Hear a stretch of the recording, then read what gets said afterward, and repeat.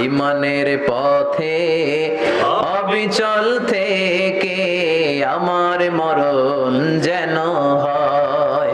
তোমারই কাছে মিনতি আমার, তোমারই কাছে মিনতি আমার, মহামহিম দয়াময়। ইমানের পথে অবিচল থেকে আমার মরণ যেন হয়। ইমানের পথে অবিচল থেকে আমার মরণ যেন হয়। তোমারই কাছে মিনতি আমার।